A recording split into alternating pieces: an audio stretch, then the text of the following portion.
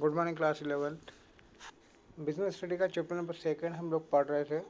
इसके पहले के वीडियो में मैंने आपको बताया था कि जो हमारे बिजनेस होते हैं वो कितने प्रकार के होते हैं, जिसमें से मैंने आपको सोल बिजनेस यानी कि एकांकी व्यापार के बारे में डिटेल दिया था। अब हम बात कर रहे हैं हमारे बिजनेस के फॉर्म्स के सेकेंड फॉर्म का, जिसे हम बोलते हैं जॉइंट हिंदू फैमिली बिजनेस यानी कि संयुक्त हिंदू परिवार। यह हमारे भारत का सबसे प्राचीनतम उद्योग हैं, हमारे प्राचीनतम व्यवसाय में से एक है।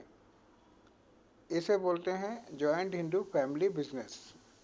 संयुक्त हिंदू व्यवसाय का व्यवसाय का वह स्वरूप है जिसका संचालन परिवार के सभी सदस्य करते हैं। मुखिया के नियंत्रण में यह कार्य होता है। इसे संयुक्त हिंदू अभिजित परिवार व्यवसाय यानी कि joint Hindu undivided family business और शॉर्टकट में HUF कहा जाता है।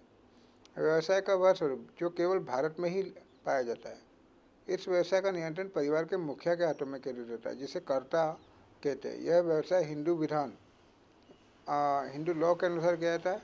यह दो व्यवस्थाओं पर लागू होता है, दायां भाग और मिताक्षरा के अनुसार लागू होता है। अब हिंदू अवोजित परिवार, जैसा कि नाम से ही समझ में आ गया होगा कि ये सिर्फ हमारे भारत देश में ये लागू है। इसके अलावा ये हमारे किसी भी विश्व के कोई भी देश में लागू नहीं होता है, क्योंकि हमारे भारत देश में क्या होता है, जॉइंट फैमिली भी होती है। जॉइंट फैमिली यानी कि एक हमारे भारत देश में जॉइंट फैमिली में दादा, परदादा, पापा, पोता सभी प्रकार की फैमिलीज कभी कभी क्या होती है, साथ में मिलकर रहती है। और एक हमारे फैमिली बिजनेस को करती है, यानी कि जैसे एक हमारे यहाँ जो एक नाई होता है, यानी कि जो बार्बर होता है, यानी कि जो बाल कटिंग करता है, तो ये उनका एक फैमिली बिजनेस भी होता है कि भैया शुरू से ही वो बाल काटते हुए आए हैं तो अब वही काम करेंगे। हमारे गांव में एक मोची होता है, मोची का काम होता है कि भैया वो सिर्फ जूते चप्पल सिएगा। तो एक उसकी फैमिली बिजनेस है। एक प्रकार का एक पंडित जो होता है उसका फैमिली बिजनेस होता है कि भैया वो लोगों की शादी ब्याह करेगा, तो लोगों को धर्म की बातें सिखाएगा। पुराने ज़माने में ये सारी चीज़ें हुआ करती थी, लेकिन आज ये कंडीशन क्या है कि थोड़ी सी चेंज हो गई है। अब ऐसा नहीं होता है, लेकिन ये बिज़नेस का एक स्वरूप आज भी हमारे इंडिया में पाया जाता है कि इसमें सभी लोग अपने फैमिली वाले जो बिज़नेस है उसको मिलजुल कर करते हैं। और इसका जो मुखिया होता है, मतलब कि जो मेन पर्सन होता है, वो घर का सबसे बड़ा व्यक्ति, जैसे कि सपोज़ हमारे दादा, ठीक है, हमारे दादा जो होंगे वो उस बिज़नेस के ऑनर होंगे, मुखिया होंगे, और बाकी हम लोग क्या होते हैं कि उसके सदस्य होते हैं। लेकिन हमें बिज़नेस की जानकारी लेने का कोई अधिकार नहीं होता, मतलब कि किस प्रकार से वो अकाउंट्स को टैली कर रहे हैं, किस प्रकार क्या हिसाब है उनका, कितना पैसा आ रहा है, कितना जा रहा है, क्या क्या वर्क हो रहा है, ये सारी चीज़ें हम उनसे जान नहीं सकते। ये इसके कुछ रूल्स एंड रेगुलेशंस होते हैं। जैसा कि मैंने आपको बताया कि इसमें दो प्रकार के भाग होते हैं, एक होता है दाया भाग और एक होता है मिताक्षरा व्यवस्था। तो दाएं भाग की अगर हम बात करें तो इसमें क्या होता है कि इस व्यवस्था में पुरुष और महिला सदस्य समान रूप से व्यवसाय के अंशधारी होते हैं, जिसमें वे सहस मानसी यानी को ऑपरेंसर होते हैं। यानी यह प्रणाली पश्चिम बंगाल में प्रचलित होती है। मतलब हमारे भारत देश के सिर्फ पश्चिम बंगाल में ही जो है वो दाया भाग पाया जाता है। इसके अलावा हमारे इंडिया के किसी भी हिस्से में ये भाग नहीं पाया जाता, क्योंकि इसमें जो जेंट्स और लेडीज़ हैं वो सारे के सारे व्यक्ति क्या होते हैं कि इसमें बराबर बराबर अपना हिस्सा यानी कि शेयर्स प्राप्त कर सकते हैं।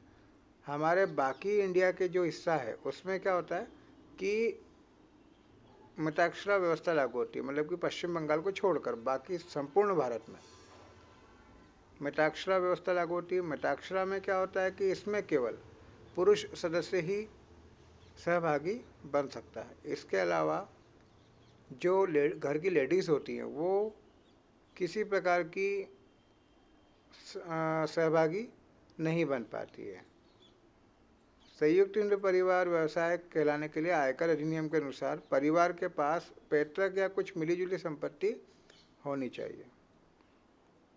पैतृक संपत्ति यानी कि हमारे दादा की कोई संपत्ति हो या हमारे जॉइंट फैमिली हो। जॉइंट फैमिली यानी कि हमारे पापा, चाचा, दादा, बड़े पापा, ये सब मिलजुल कर क्या हो, बैठे हो या काम कर रहे हो, या हमारा किसी प्रकार का डिवाइड एंड रूल्स नहीं हुआ हो, हमारे पास मिलीजुली संपत्ति होनी चाहिए।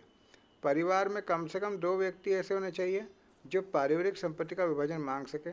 अब उसके बाद जैसे मान लो कि अब हम लोगों के दादा हैं, तो दादा के 2 लड़के होने चाहिए, यानी कि पिताजी और बड़े पापा या चाचा। अब उसमें से क्या होगा कि वो विभाजन योग्य होने चाहिए, यानी कि वो अपना हिस्सा मांग सके, ऐसे व्यक्ति उसके अंदर होने चाहिए।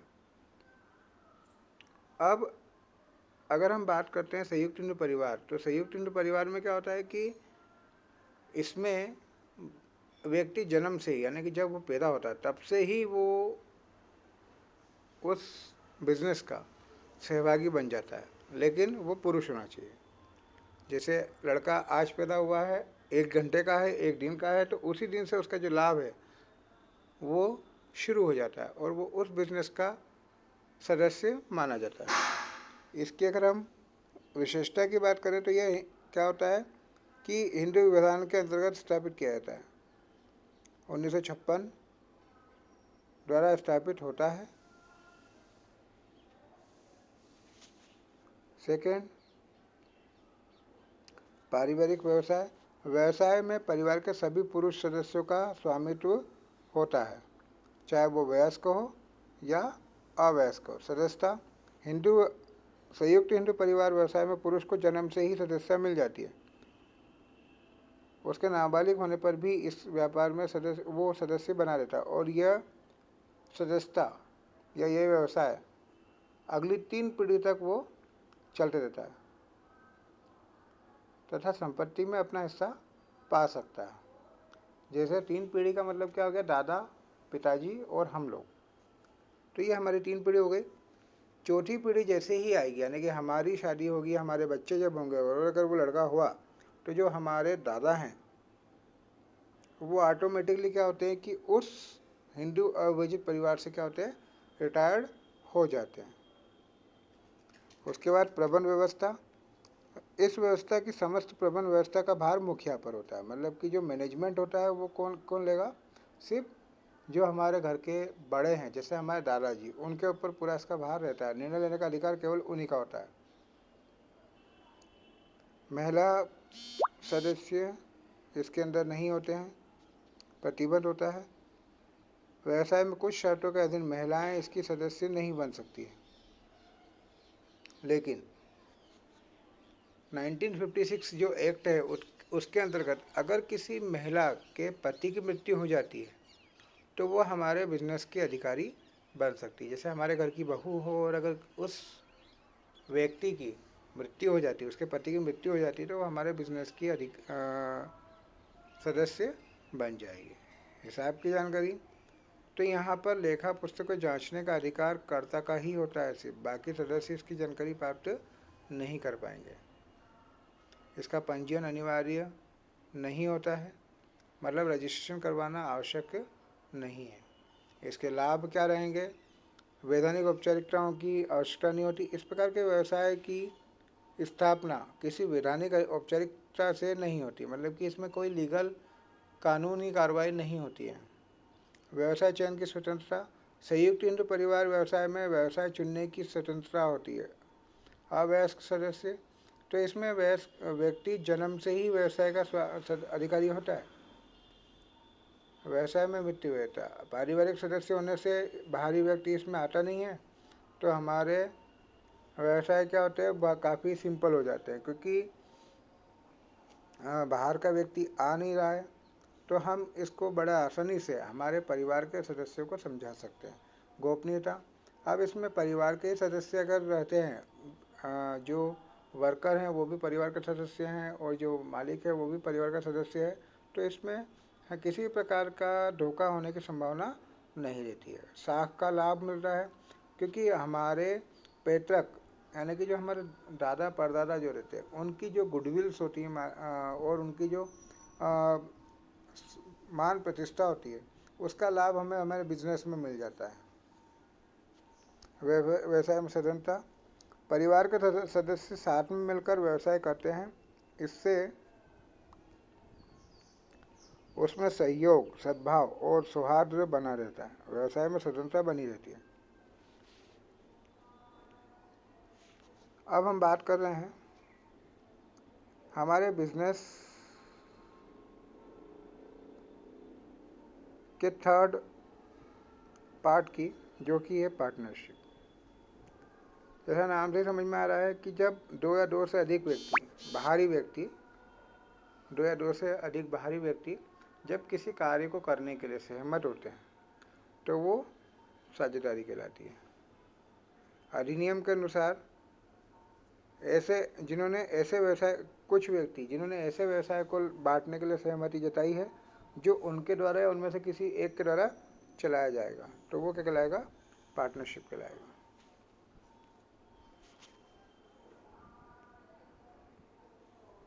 लक्षण या विशेषता, साझेदारों के बीच अनुबंध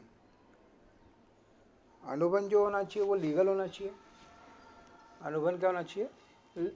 लीगल यानी कि उसमें जो अनुबंध होता है, पार्टनरशिप में अनुबंध के द्वारा ही कार्य होता है। अनुबंध लिखित या मौखिक हो सकता है। मौखिक अनुबंध का कोई भी किसी प्रकार से जिसको हम बोल सकते हैं कि किसी प्रकार का उसके अंदर क्या होता है कि विश्वास नहीं होता, लेकिन जो लिखित अनुबंध होता है वो राइटिंग में होता है, इस पर भरोसा किया जा सकता है। और इसमें जो अनुबंध करने की क्षमता होनी चाहिए बंदों में। वेद अनुबंध की बातें अगर हो इसके अंदर, वेद अनुबंध में क्या है कि अगर व्यक्ति पागल है या व्यक्ति नाबालिग है तो उसके साथ अनुबंध जो होगा वो अवैधानिक कहलाएगा। कम से कम 2 और अधिकतम 50 व्यक्ति होने चाहिए इसके अंदर, ठीक है। वैध व्यवसाय होना चाहिए। व्यवसाय का उद्देश्य लाभ कमाना होना चाहिए और बांटना। ज़रूरी नहीं है कि हमारे बिजनेस में केवल लाभ ही हो, कभी कभी हानि भी हो सकती है, तो हमें उसे बांटना है। लेकिन व्यवसाय का मेन उद्देश्य लाभ कमाना ही होना चाहिए। समाज की सेवा करने के लिए हम पार्टनरशिप नहीं करेंगे। व्यवसाय का संचालन सबके द्वारा या किसी एक के द्वारा किया जा सकता है। ये इसकी कुछ कैरेक्टरिस्टिक्स हैं जो मैं आपको हेडिंग्स बता रहा हूँ।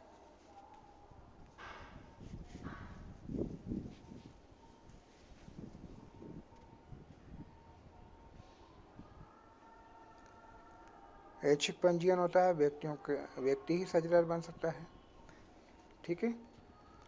अब हम अगर बात करें